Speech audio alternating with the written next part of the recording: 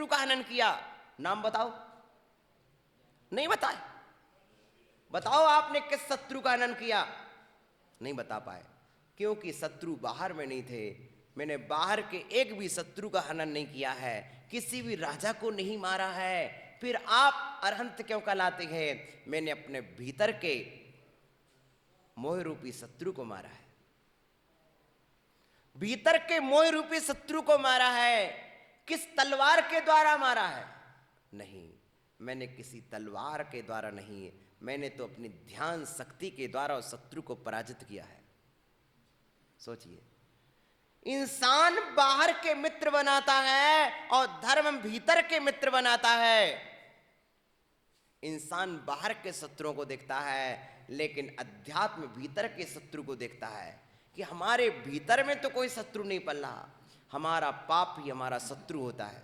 सुनो, समंतभद्र स्वामी ने रत्नकर्ण श्रावकाचार में लिखा है, पाप मरातिर धर्मो बंधुर्जीवस्य चेतिनेश्चन्वन। पाप मराती, पापम अराती, पाप ही शत्रु है, धर्म ही मित्र है। बोलो, अभी तुमने 30 मित्र गिनाए थे, उसमें धर्म का नाम लिया था कि नहीं? बोल बेटा, है?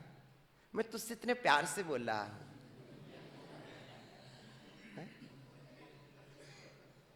तूने 30 मित्र गिनाए थे, उसमें धर्म का नाम गिनाया था कि नहीं गिनाया था? नहीं गिनाया था।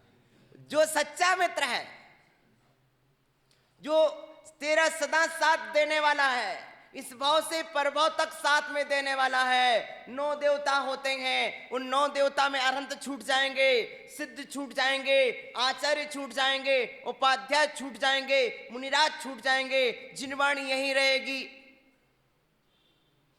प्रतिमा यहीं रह जाएगी, मंदिर लाखों लाखों खर्च करके यहीं छूट जाएगा। क्या साथ जाएगा? बोलो, 9 देवता में एकमात्र धर्म देवता साथ में जाएगा। इसलिए धर्मो बंधु, धर्मा मित्रम, धर्म ही मित्र है, पाप ही शत्रु है। पाप से बढ़कर कोई शत्रु नहीं है, धर्म से बढ़कर कोई मित्र नहीं है। आ गया ध्यान में?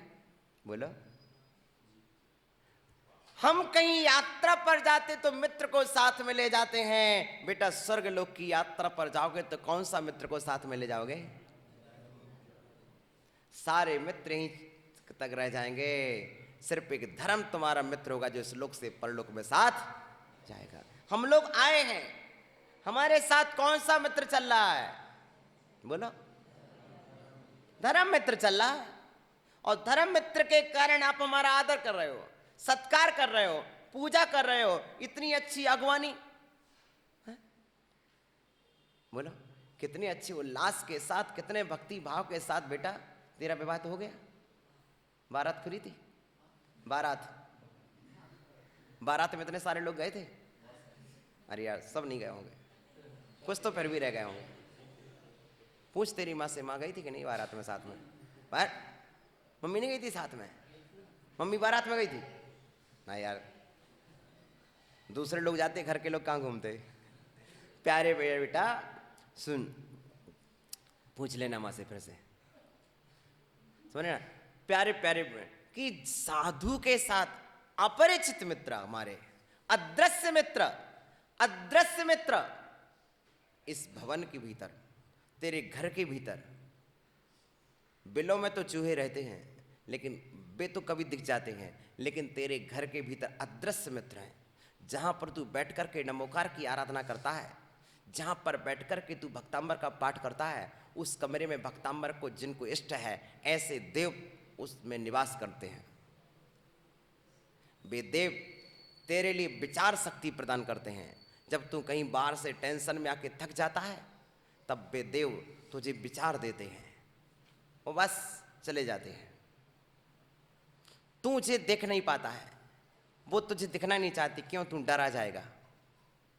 तुझे दिख जाएंगे तो तुझे डर लगेगा। उनको मालूम है यदि मैं सामने दिखूंगा तू डरेगा।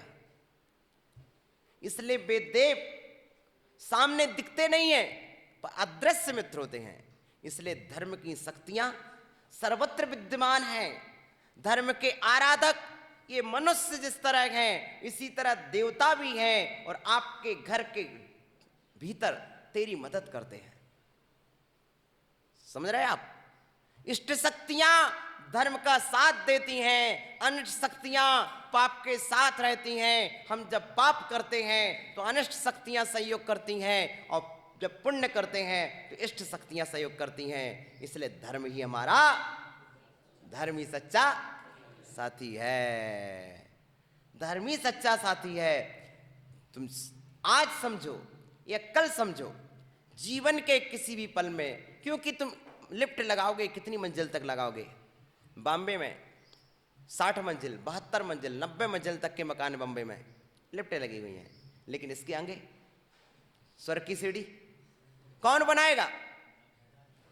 धर्म ही स्वर्ग का सोपान है, धर्मी मोक्ष का साधन है। दर्शनम देव देवस्य दर्शनम पाप नाशनम दर्शनम स्वर्ग सोपानम। स्वर्ग की सीढ़ी है ये मंदिर, ये दर्शन स्वर्ग की सीढ़ी है। दिखाई देती नहीं है, ऊंचाई पर पहुंचा देती है, दिखाई देती नहीं है, ढाल बन करके काम कर जाती है।